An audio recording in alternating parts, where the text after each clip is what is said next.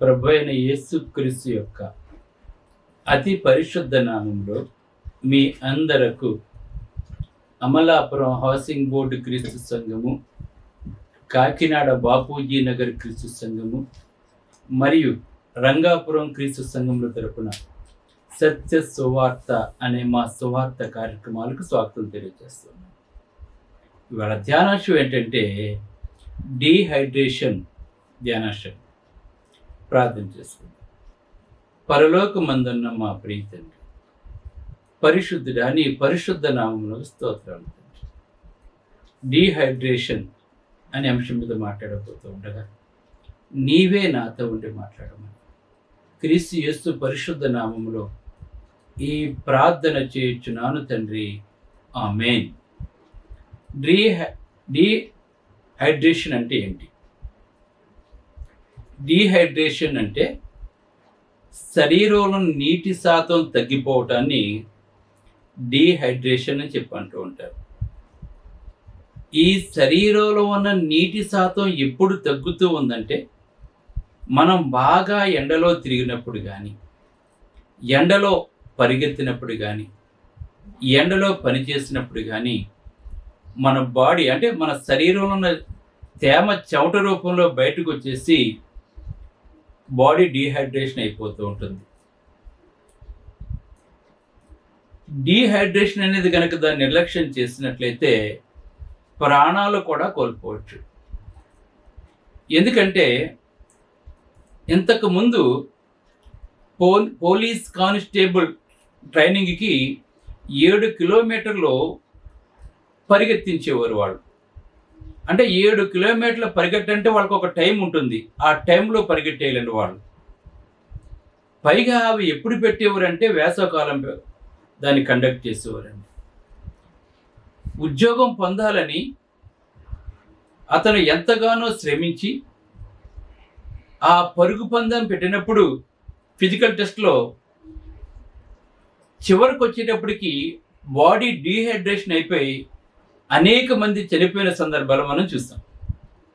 అంటే body dehydration అయిపోయింది అంటే పరిగెట్టడం వల్ల ఎండలో ఆ నీటి శాతం మొత్తం బయటికి వెళ్ళిపోయింది. ఉద్యోగం సంపాదించుకోవాలని ఆ కుర్రవాళ్ళు పడే తపనలో ప్రాణాలు కోల్పోయిన వారు అనేక మందిని చూస్తాం మనం.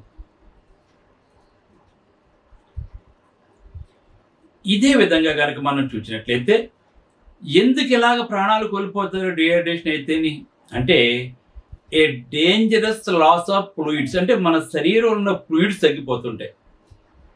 ఎప్పుడైతే నీరు మన శరీరంలో లేదో, ఫ్లూయిడ్స్ తగ్గిపోతుందో శ్వాస వచ్చి పడిపోతుంటాడు ఫస్ట్.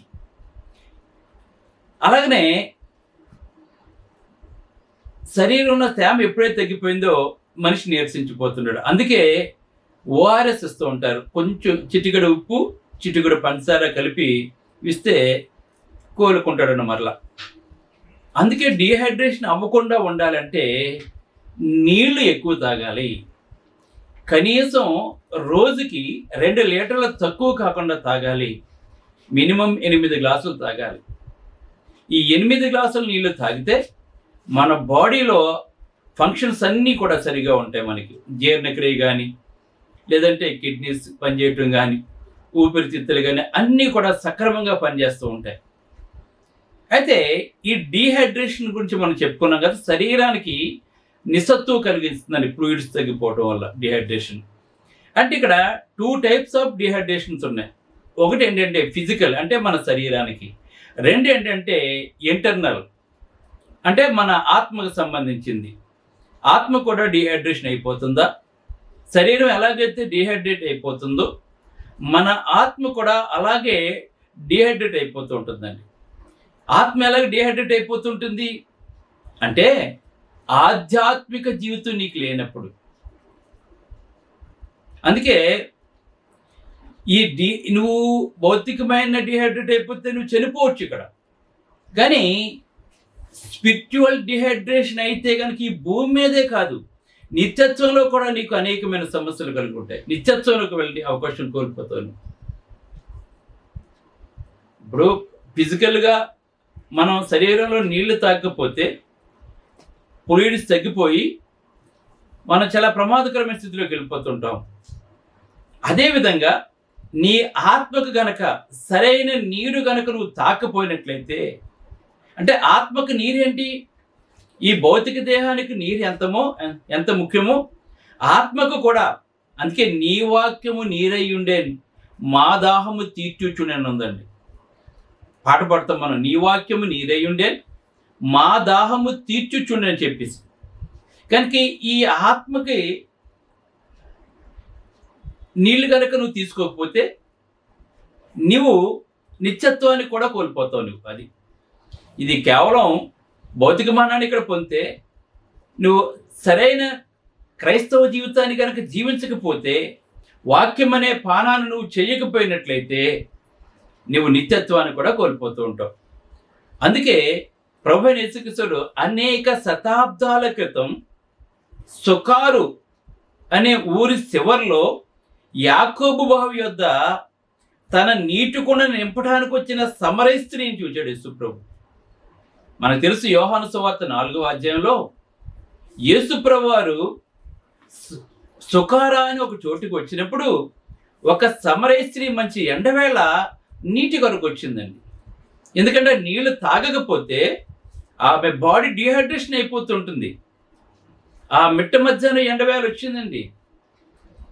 ఆమె భౌతికమైన నీళ్లు అంటే శరీరానికి కావలసిన వాటి కొరకు తను వచ్చిందండి.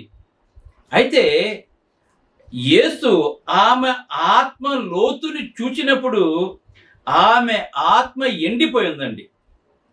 గమనించాలి ఇక్కడ మనం.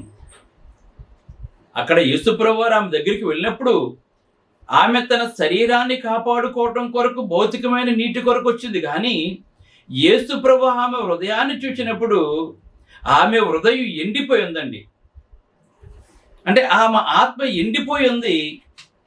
అయితే ప్రభువైన యేసుక్రీస్తు వారు ఆమెతో చెప్పాడు, అమ్మా, ఈ నీటిని తాగిన వారు చనిపోతారు, కానీ నేనిచ్చి నీళ్లు తాగితే వారు ఎన్నటికీ మరణించరు, వాటి పేరే జీవజలాలు ఇస్తానని చెప్పాడండి. గమనించండి. అంటే భౌతికంగా నీరు తాగితే నీ శరీరాన్ని నువ్వు కాపాడుకుంటూ డిహైడ్రేట్ కాకుండా, కానీ యేసు ప్రభు ఇచ్చే జీవజలాన్ని కనుక నువ్వు తాగినట్లయితే నువ్వు శాశ్వతంగా కూడా చనిపోకుండా ఉంటావని చెప్పి ఇక్కడ మన ప్రభువైన యేసుక్రీస్తు వారు, అమ్మ, నేను నీకు జీవజలాలు ఇస్తానని చెప్పాడండి. మన ప్రభువైన యేసుక్రీస్తు ఇచ్చే జీవజలాలు కనుక మనం త్రాగినట్లయితే మన ఆత్మ డిహైడ్రేట్ కాకుండా ఉంటుంది. ఇంకా చూసినట్లయితే యోహాను సువార్త 7వ అధ్యాయం 37వ వచనం చూసినట్లయితే అక్కడ పర్ణశాలల పండుగ జరుగుతుందండి. పర్ణశాలల పండుగ అంటే యూదులు చాలా వైభవంగా చేసుకుంటూ ఉంటారండి వాళ్ళు. ఎందుకంటే ఐగుప్తులోంచి వచ్చినప్పుడు వాళ్ళు గుడారాలు వేసుకున్నారండి. వాళ్ళు దేవుడు చెప్పాడు, ఐగుప్తు నుంచి మీరు వచ్చినప్పుడు అరణ్యంలో గుడారాలు వేసుకుని ఇలాగా జీవించారో ఒక్కసారి జ్ఞాపకం చేసుకోమని చెప్పి పర్ణశాలల పండుగ చేయమని చెప్పినప్పుడు యేసు ప్రభువారు జీవించి ఉన్న కాలంలో ఆ పర్ణశాలల పండుగ జరుగుతుంది. ఆ పర్ణశాలల పండుగ అంటే అందరూ కూడా గుడారాలు వేసుకుంటారు. ఆ గుడారాలన్నీ ప్రతి చోట కూడా, ఇప్పుడు మనం ఏదైనా ఫంక్షన్ జరిగితే సీరియల్ సెట్లు ఎలాగైతే పెట్టుకుంటామో అవి ఎంత కాంతివంతంగా ఉంటాయో, ఆ కాంతి అక్కడ ఉత్సాహ వాతావరణాన్ని ప్రిపేర్ చేస్తుందండి. అక్కడది ఆ వెలుగు ఒక గొప్ప సంతోషకరమైన వాతావరణాన్ని సృష్టిస్తుందండి ఆ వెలుగు అక్కడ. అలాగనే అందరి గుడారాల్లో కూడా దివిటీలు ఆ కొండ మీదను చూస్తుంటే అది ఎంత గొప్పగా ఉందంటే నిజంగా అంత గొప్పగా ఉంటుందండి. ఆ పర్ణశాల పండుగలో చేసుకుంటుంటారు. అప్పుడు యాజకులు మరికొంతమంది, ఒక 70 మంది యాజకులు, వాళ్ళు యెరూషలేమును దిగి వచ్చి సీలోము అనే కోనేటిలో ఒక బంగారు పాత్రలో నీళ్లు తీసుకుని వెళ్ళి యెరూషలేము దేవాలయంలో అభిషేకిస్తారండి ఆ నీటిని. వాళ్ళు అదొక నీటి పండగ కదని వాడు చెప్తూ ఉంటారు దాన్ని. ఎందుకంటే మేము ఎలాగా బ్రతకాలంటే నీళ్ళు కావాలి, ఆ నీళ్లు మాకు ఇచ్చినవాడు నీవే అని చెప్పడానికి ఆ పండగ చేసుకుంటూ ఉంటే ప్రభువైన యేసుక్రీస్తు మాట్లాడతారు. యోహాను సువార్త 7:37లో, దప్పిగొనిన వారులారా నా యొద్దకు రండి. ఆ నీళ్ళ కోసం ఎందుకు పొరాకులాడుతున్నారు మీరు? దప్పిగొని వారులారా నా యొద్దకు రండి. మీరు భౌతికమైన దాహాన్ని తీర్చుకోవాలని చెప్పి అనుకుంటున్నారు మీరు. కానీ ఏం చెప్తున్నాడు ఇక్కడ? నా యొద్దకు రండి, నేను మీకు జీవజాలాలు ఇస్తానని చెప్పి అక్కడ పర్ణశాలల పండుగలో చెప్తున్నాడండి ఆయన. పర్ణశాలల పండుగలో జీవజలాలు ఇస్తానంటున్నాడు. చూసారా, మన దేహానికి నీరు తీసుకోకపోతే దేహం ఎలాగైతే డిహైడ్రేట్ అయిపోతుందో, మన ప్రభు అయిన యేసుక్రీస్తు వారు ఇచ్చే జీవజలాలు కనుక తీసుకోకపోతే మన ఆత్మ కూడా డిహైడ్రేట్ అయిపోతుందండి. మనిషి ఎలాగైతే చనిపోతాడో మన ఆత్మ కూడా చనిపోతూ ఉంటుందండి. అందుకే మత్తయి సువార్త 5:6లో నీతి కొరకు ఆకలి దప్పులు గలవారు ధన్యులని మాట్లాడుతున్నారు. నీతి కొరకు ఆకలి దప్పులు గలవారు ధన్యులని మాట్లాడుతున్నారు. వేళ మనం దేహానికి నీళ్లు తాగుతుంటాం, మంచిదే నీళ్ళు తాగటం.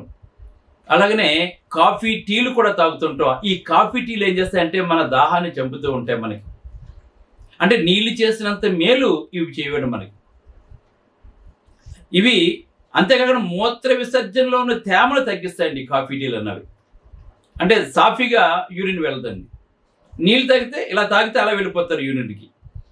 చాలామంది అప్పుడప్పుడు ఎందుకు చెప్తున్నట్టు ఈ మాట, చాలామంది ఏం చేస్తుంటారంటే అప్పుడప్పుడు వస్తారండి ఆరాధనకి, అప్పుడప్పుడు బైబిల్ చదువుతుంటారండి, అవసరం వస్తే ప్రార్థన చేస్తుంటారండి వీళ్ళు, అవసరమైతే బైబిల్ చదువుతుంటారండి వీళ్ళు. గమనించండి, అంటే ఇటువంటి వాళ్ళు అన్నమాట. అంటే దాహాన్ని తగ్గించడానికి ఎలాగైతే తీసుకుంటూ ఉంటారో, చాలామంది ఆత్మ డిహైడ్రేట్ ఎప్పుడైపోతుంటుందంటే వాళ్ళకి సమృద్ధమైన జలం వాళ్ళకి దొరకటం లేదండి. ఆ జీవజలాలు వారికి దొరకటం లేదండి. ఎందుకు దొరకటం లేదు?